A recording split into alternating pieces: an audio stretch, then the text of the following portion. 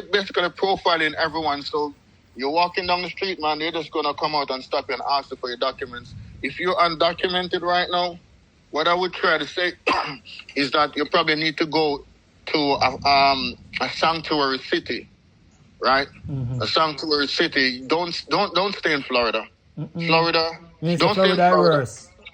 Florida and Texas. Florida and Texas are the worst. Yeah, man. You don't come down here in Florida. Go to a sanctuary city, maybe like New York, California, somewhere like that. Try and get as much money as you can.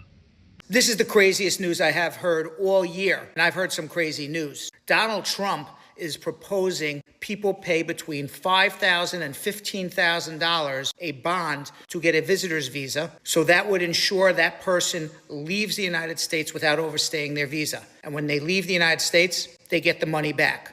Where they pay this money, I have no idea. How they get this money back, I have no idea.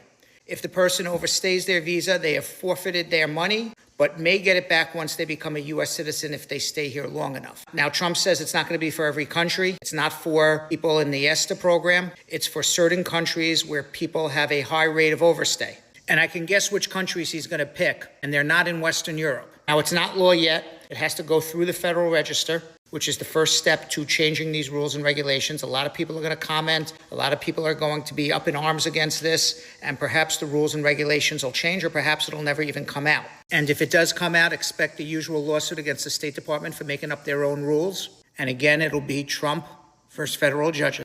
It's why I never cover the story because there's no clear there's no clearance about this whole thing. I can't understand it. Anybody understand can comment below, please. Because you pay $15,000 and if you know overstay, I don't understand what go on. Who you pay it to? I know as well the lawyer say I'm not too sure. But anyway, guys, comment below. And I don't want to talk about the topic that I don't have a clue of it address it.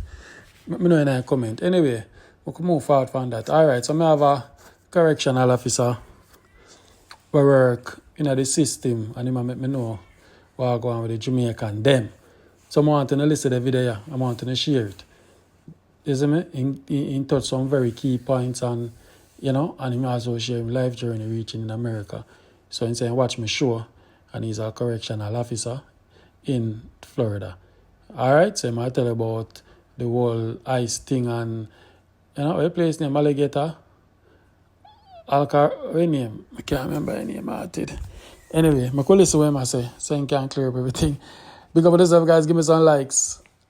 I could drive and listen. Yeah, so I live in Florida. I'm a correctional officer. You know, I'm from Jamaica originally, but I've been here since 2008. I used to come up on a work program, go back to Jamaica, and you know, do a couple things in Jamaica, a couple business. Never work out. So you know, I came back here because I had a 10-year visa as well. And man, it's been a journey. It's been a journey, but I have to give God thanks because you know He blessed me. Some things that I went through, and it wasn't even woman in America. It was like my father. Because when I came here, I was stuck with my father, and you know, within a week, I came back in February 2013, and you know that's winter. That you know, come to the end of winter, and you know, my father, boy, knocked me out, threw me out, and stuff like that. In America? Because what happened is that he was living with a woman, but he doesn't like to work and things like that. So the woman that he was living with, she was on benefit, and I didn't know. So when I came to Florida, and you make it look like everything's okay. Then eventually, like after a week, I went to Miami to look for some stuff and came back to Central Florida and couldn't find him. House lock up. Man actually hide the vehicle him and stuff like that. So I asked his neighbor, I said, you know, have you seen the gentleman next door? And they said, no, they haven't seen him and stuff like that.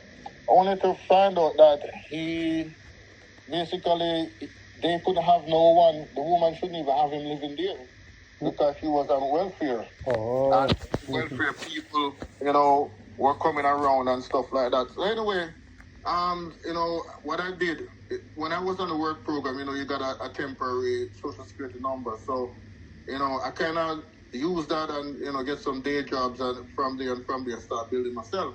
In August of the same year, because, you get 6 months stamp. So, like in August of that year, I got pulled over by the sheriff. I was riding a motorcycle and they pulled me over, and as soon as they put my name in, they're like, okay, yeah, you're an immigrant, blah, blah, blah. And you're gonna, we have to detain you because you overstay your time, which was like maybe a week over the time. Anyway, that was a Friday, was locked up for 2 days. Then I went to see the judge and they called ICE. So the immigration guy came down and he looked through my files. That's why when you're in America, you gotta make sure you don't do anything wrong.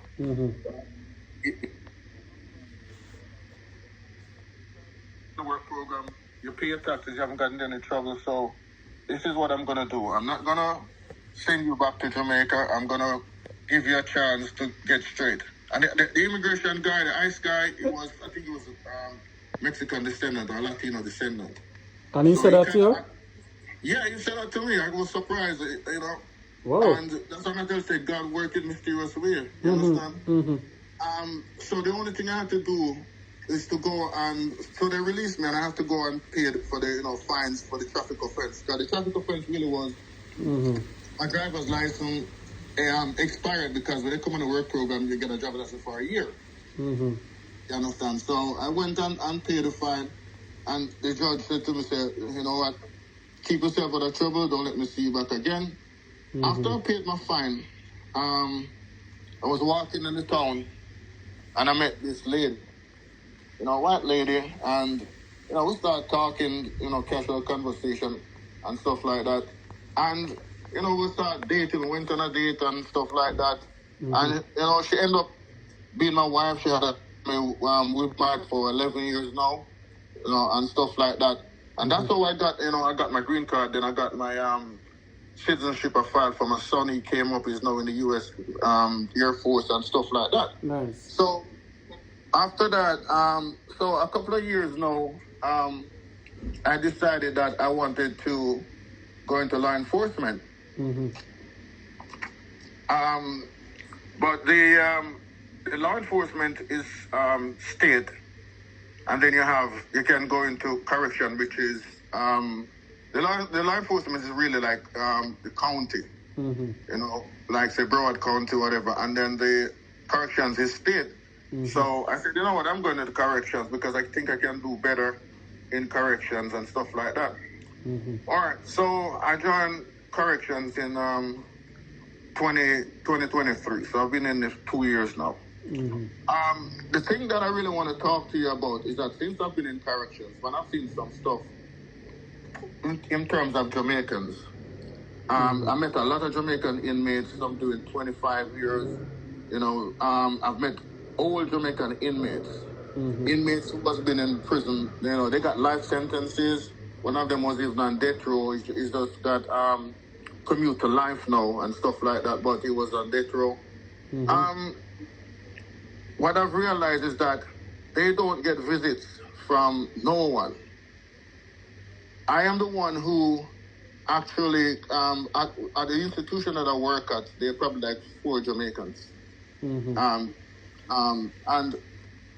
I am the one who has to tell them what's happening in Jamaica, like give them the news and stuff like that. So it started to bother me, like, these people, they're not getting phone calls, they're not getting any visit. And then I started to wonder, when their time is up, what's going to happen? Because they're going to be deported.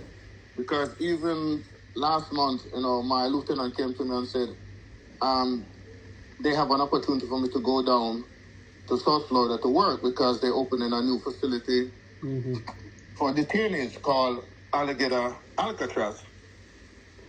And I discussed it with my wife, and one of the reasons why they wanted me to go is because I speak Patois as well. Right? Oh, okay. So they're going to pay me $2,000 more per month to go down there because of the bilingual situation.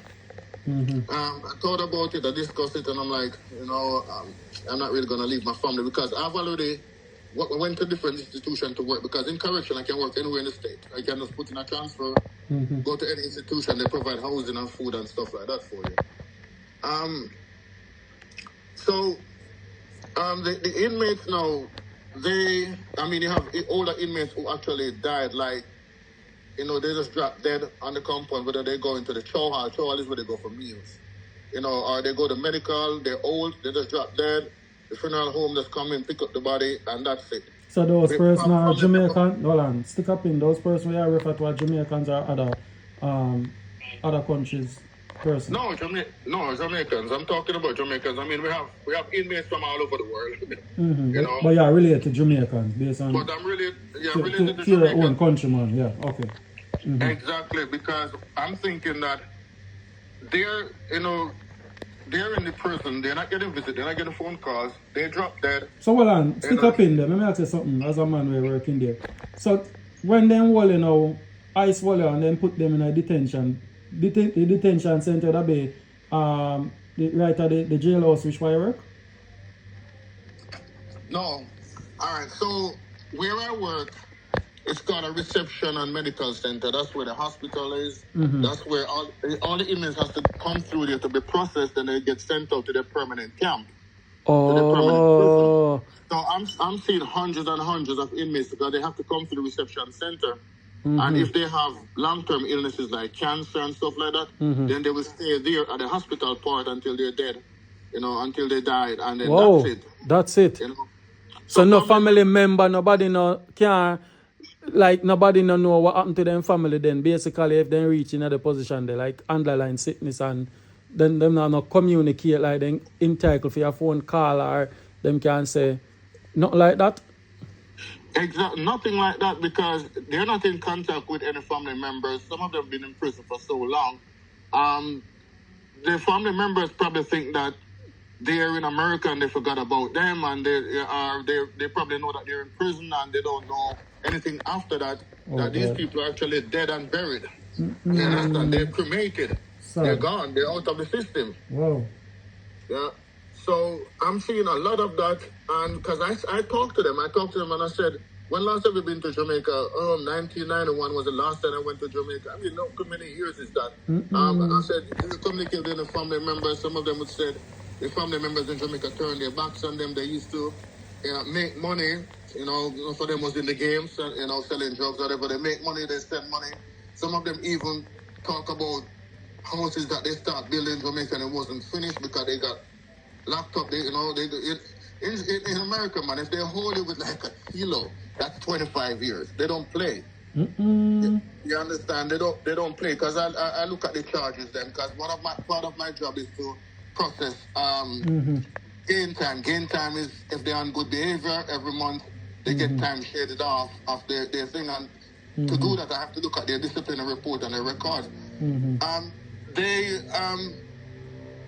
don't really have any contact with Jamaica. I said to myself, what is the government doing? Because regardless of these people being in prison, we have people from all over the world, I said Mexican, whatever, and they have representatives from their government. Right, that will come into the prison. We approve them for visits. They'll come in, they will talk to them, they will, if they're going to be sent back, they know they're going to be sent back. They try and prepare stuff for them from over here, so when they come back to their country, they're not lost on the street, or you know what I mean? They can help themselves. And they keep them in contact with their family, so at least they have that family contact. That doesn't happen with Jamaicans. They just forgotten all about, last week I spoke to one, and he said he has one daughter in Jamaica. She's an adult now. He's gone 21 years. He's gone. I think he's got 4 more years left. And he said he's from Lilliput. He's from Lilliput in Montego Bay. And he said, man, he said nobody, none of his family members, nobody care about him. And when they were sending money back to these people, they were helping family and friends. Nobody, no contact whatsoever. And the government is going to have a problem when these people come back, because if they don't have the family support, they're gonna go back to what they need to do to survive, and that's in the streets. And I tell you this: the inmates who will be sent back to Jamaica, they are 10 times worse than the criminals that you guys have in Jamaica right now. They know so much, because in the prison over here they get so much education in IT. They get education in everything. They got certificate from all the different colleges. They do a lot, because here you cannot just sit in a cell and don't do anything. You have to go to education. You have to do this. You have to do that. So they gain a lot of knowledge. These will be smarter criminals. These will be smarter inmates coming back to Jamaica, and they're going to be teaching all the other inmates, criminals, them on the ground, all the other guys them on the streets, on the ground, how to commit crimes and get away with it, because they know the system. Right? Wow. So in Miami, I know they have we have a consulate office in Miami, because I live in Central Florida, which is like 3.5 hours from Miami. And I mentioned at one point about, why don't the consulate in Miami have some sessions or mediation where they can contact family members in Jamaica and contact these inmates, come and visit these inmates, and just keep the family contact going so they can have a better time when they get sent back to Jamaica. Nothing happened, man. Nothing. They just forgot about them, and it's really sad, because I could have been in that situation. You understand? I had choices where I could have said, okay, I'm going to go ahead and, touch the road and start do this and start do that. Because I have a lot of friends I'm from Kingston. I'm from Seaview Garden, Kingston. Oh, Seaview, man. Okay. Right, and I have a lot of my friends that I grew up with in Seaview Garden. They live in Lauderhill. And all they've been doing is shooting and killing each other. The first thing I did, Mixup, boss, is when I came here, I moved to the country. I moved to the rural area. Where I live, there's only 3 black families live in my area. It's in the rural area. It's all white people. They call them rednecks, whatever. But I tell you what, it's the best decision I've ever made, because everyone else, my friends, they laugh at me. They're like, man, what are you doing up in the country, man? You need to come down to Fort Lauderdale. They need to do. And I'm like, no, I'm good. You understand? They need Jamaicans, when they came here, when they come here, they have to separate themselves. As bad as it sounds. Sir, that one lady tell me, my boss, go and see her repeat, he said things. She said, reason why enough of Jamaican them not successful. When they go foreign, then link up back with, he said Jamaican them with, he said mindset. And I said, serious? She said, yeah. She said, yeah, man, and see you come and say the same thing, yeah. Yeah, it's the same thing, because when I talk to all of these Jamaican inmates, because they're in for most of them are in for drugs or drugs, gun-related issues, because, assault with a deadly weapon, them and them woman may have an argument and them pull a gun. And they get 10 years for that, just 10 years for that. It's the first thing that they said, man, boy, I wish that I make a decision. I wish that I didn't go and live in the hood, where they were amongst the other Jamaicans. And I said, yeah, that's the decision I made. Even though my wife is white and she's from the country, probably that's God's work as well, because he took me, he took me out of the city to go and live where she is in the country, and that's where I made my life from. That's where I started making everything, was in the country, countryside. So yeah, you have to separate yourself. You have to, you know how many times my friends, they invited me a party in Lauderhill, and I said, you know what, I'm not good, because I follow my gut feeling. I said, you know what, I'm just gonna stay put. I got work to go. I'm not gonna go there and party. And the next day on the news, shooting at the party, same party. You understand? So you have to separate yourself. I heard, I only discovered your channel maybe about 6 weeks ago, to be honest. But I start binge watching all the videos that you posted. I subscribe and then I start binge watching all the videos, and all these different stories about immigration and green card and stuff like that. And I said, you know what, I need to share my story to let them know that it's not every American woman is the same thing. It's just that people,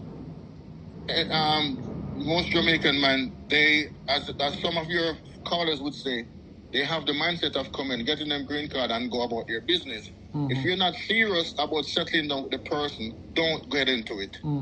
Don't get into that relationship. Keep it moving. You understand? Because I decided that I wasn't going to do that. I could have done that. I know when I came here, I have a baby mother from Jamaica, and she lives here too. And when I get my papers, she didn't have any papers. And she's like, leave your wife and come and marry to me and what. And I'm like, no. You understand? I'm not doing anything to jeopardize my thing. As I said, 12 years, we've been married for 12 years now. You gotta decide to settle down. If you don't want to do that, just go somewhere and keep it moving, because it's gonna come back and haunt you one of these days. You understand? And so that's one of the problems is when I watch your videos, I realize that it's the same MO, the same pattern. You know, they just want to get their papers and think that everything is going to be fine once they get no, you can't do that. You can't do that.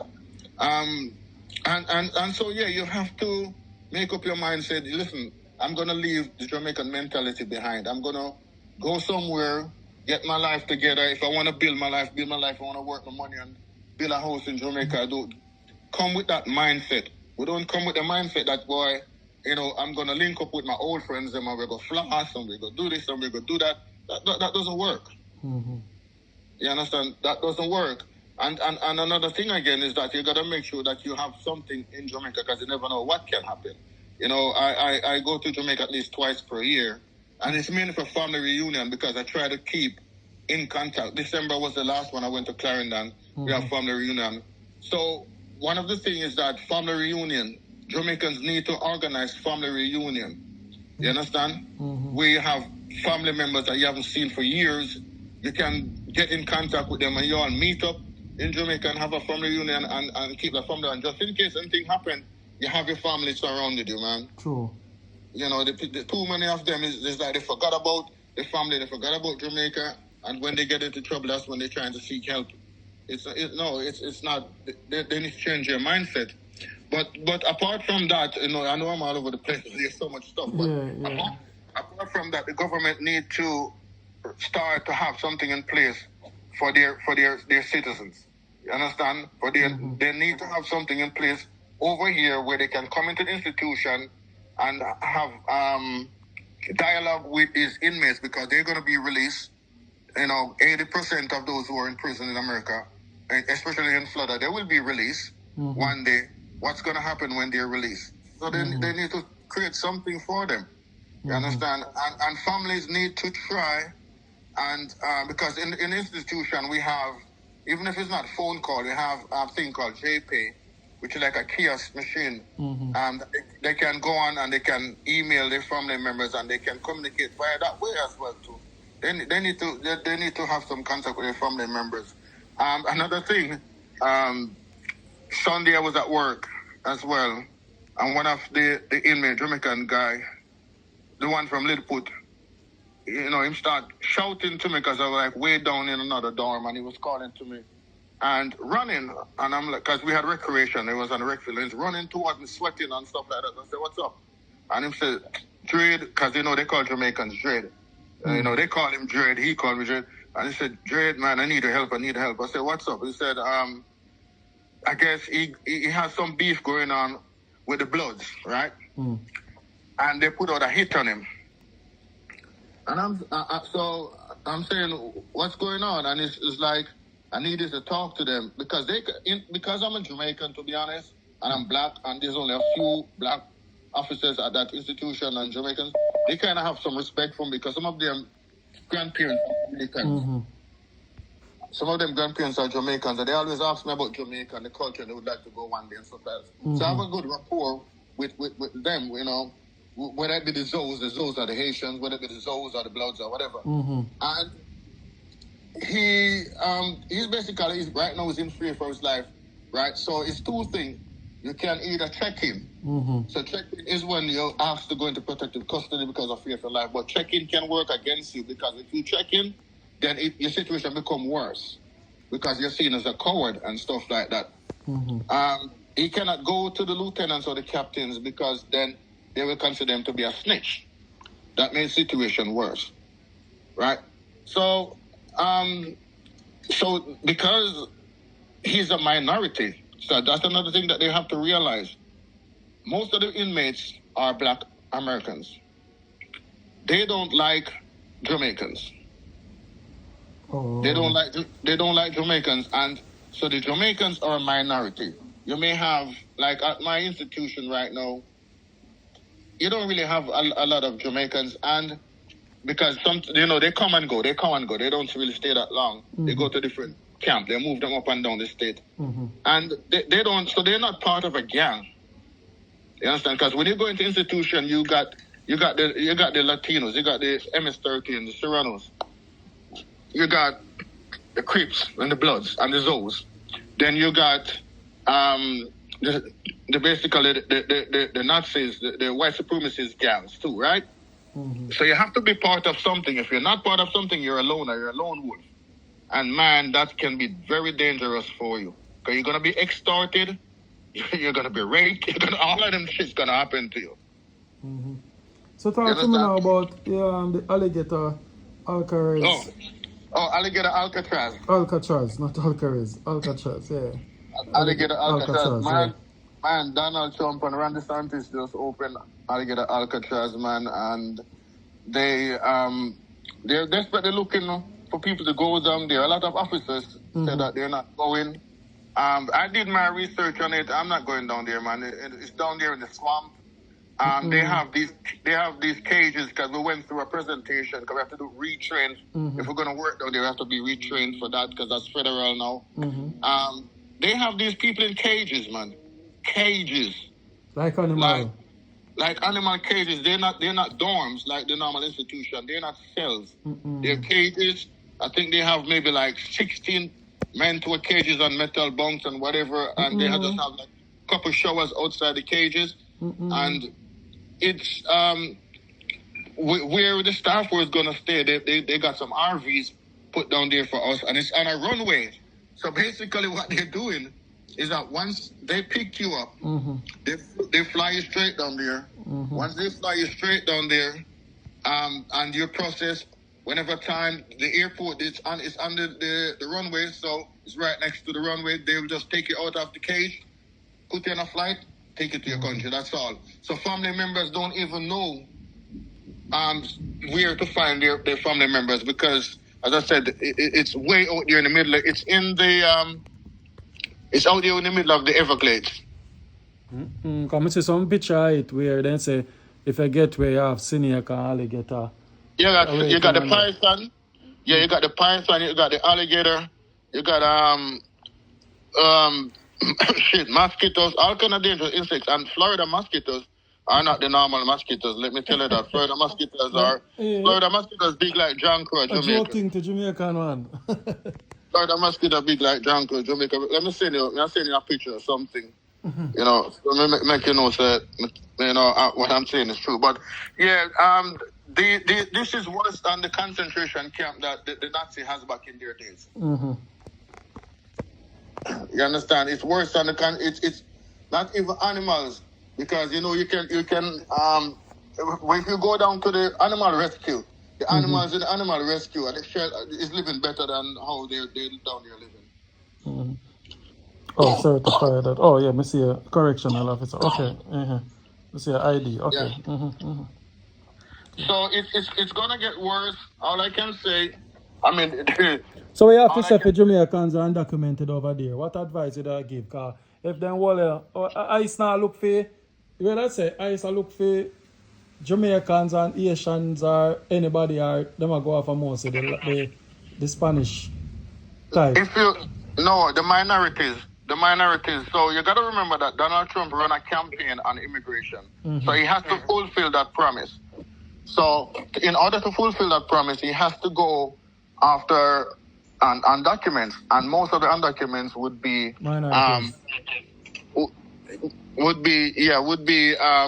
Latinos and Black, right? Mm-hmm. So they're basically profiling everyone. So you're walking down the street, man, they're just gonna come out and stop you and ask you for your documents. If you're undocumented right now, what I would try to say is that you probably need to go to a sanctuary city, right? Mm-hmm. A sanctuary city. Don't stay in Florida.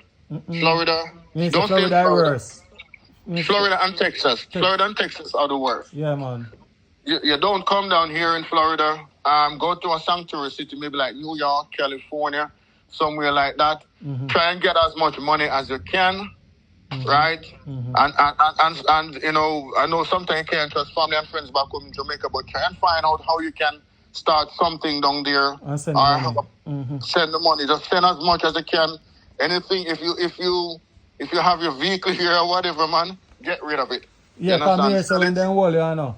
All if you have money, so you have all a couple thousand saved somewhere in your house, stash away, and you have all a car, and you have your clothes and furniture. That now have no use again, you know. No, they seized everything. Everything belongs to the state because remember, you don't have any them car. seize everything.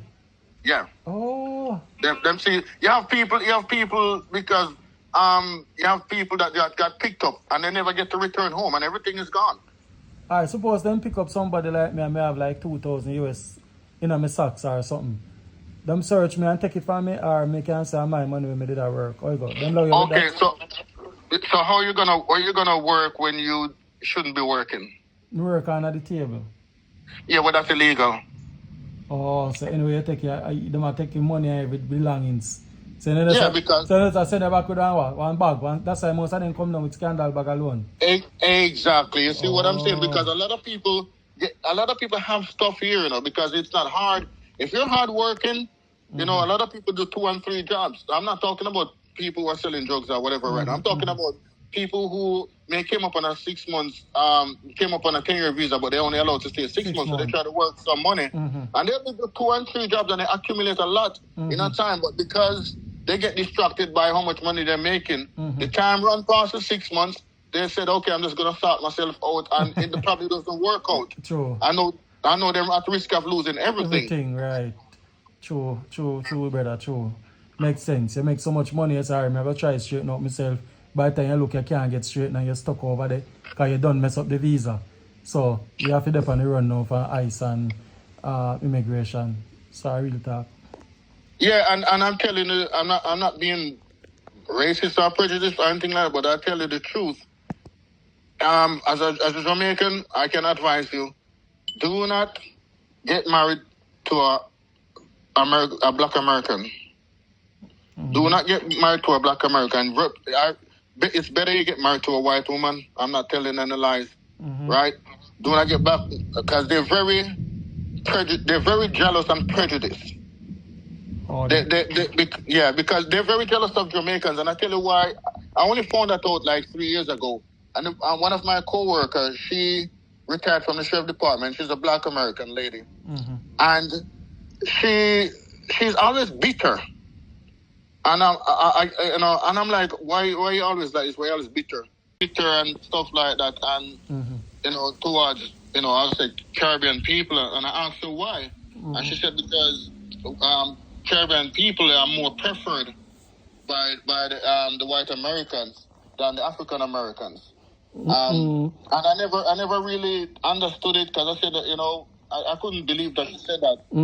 But then I realized that it's kind of true because if I go anywhere and I'm having a conversation with, I see a white person, once they hear my accent, to be honest, they start struck up a conversation. I never have any problem with them. I never have any problem with the authorities. I never have any problem with getting jobs or nothing like that. It's like Caribbean people, especially Jamaicans, they always wanted to know about Jamaica. And Bob Marley and them stuff there. They always want to know about Bob Marley and the island, and it's their dream. Some of them said, "Man, I'll give an arm and a leg to go to Jamaica." So you see, people run leaving Jamaica. It's only because the economy, man. Economy. If Jamaica did spend US, out there would have flood with immigrant and people. You know that. Listen, Jamaica would have to have an ICE team. Would have to have an ICE team. Jesus God. Yes, so talk to me now about wifey. What is the relationship like? The family accept you as a black man, and you say she white out, then cheat your body. You ever seen a stereotyping for the years of murder? No, I never had. Her mother passed, so I never met her mother. But her father, she's the only child for her mother and her father. No problem with the father. aunts and uncles, all of them, they came from Wisconsin. They came from up north, all over, and they will come down and we go to restaurants, we go to places, and I never had any problems with them. Never. Okay. Her father treats me better than my own father. Just put it like that. Yeah, can you say your father put you out? Man, damn. Yeah. That man will give me anything I ask him for. You know what I mean? Wow.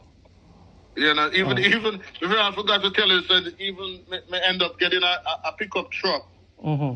Because me that I buy a piece of land and the deal fell through, and besides, I go sue the guy, and the guy give me a pickup truck.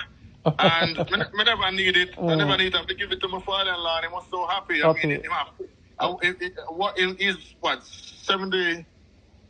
He's 75 years old, 76 years old. I didn't have 4 vehicles. I'm like, man, how you gonna have 4 vehicles and you're just one person living alone? Yeah. You understand? How much kids I get to the wife? Just the one. I have 4 kids, 2 boys, 2 girls. Okay. So just the one with my wife. She just turned 11 on July 4th. Okay. So me and my wife has been together for 12 years, but we're married for 11. For 11 years. Okay, nice. Okay. I see, so I have one guy, he can get him green card and I married one white lady, and only thing his father never like him. The father, father try to set up in life already, because his father never want him to die in data. But I guess everybody have a different experience, so I saw you go. So that's one of them things that for you, man. So boy, I must tell you some, I appreciate you coming on my platform and shed some light on a lot of stuff, and whole heap of information, trust me. So I hope people listen to this video and get some lesson and have some knowledge of what take place, especially Jamaicans who run off and get in trouble with the law and what's a situation like. You just imagine just being picked up and nobody know if you're dead or alive, and as you say, some of them just stay there till them just pass away and something sad situation. And as I said, Jamaica government not put nothing in place to come check up, and it's like they're not really to give a F about them still. So I just say go. But as I say, one key point is when I stuck, when these criminals come back to Jamaica, they're going to be more dangerous than the one we have out here, because these guys get a lot of knowledge, computerized, and trust me, Jamaica have its problem with the whole heap of people that try to scam people, and if the man they come and can know if you do certain things, we have a whole heap of because the education that they get is free, and to pass the time they just keep doing courses after courses after courses after courses, because when they request, they have to put in an inmate request to sign up for classes. That has to go through me. I have to process that. You understand? And so they got so much knowledge coming back. And I know you said that the government doesn't give a damn, but if they want to start somewhere, I know the crime rate is kind of cut in half right now, and they're doing a good job with that. But if they want to tackle the crime problem, they have to start invest in their citizens. Invest so that they can, as I said, get to the problem. Be more proactive than reactive. That's what they need to do. All right, bossy. All right, big up yourself and thanks. I think near enough, and definitely we'll upload this soon, like later, so I make people can area some of the things. All right. Yeah, so man, no problem. Yeah, man. Respect and thanks. Continue watching no channel. Problem. Okay. All right.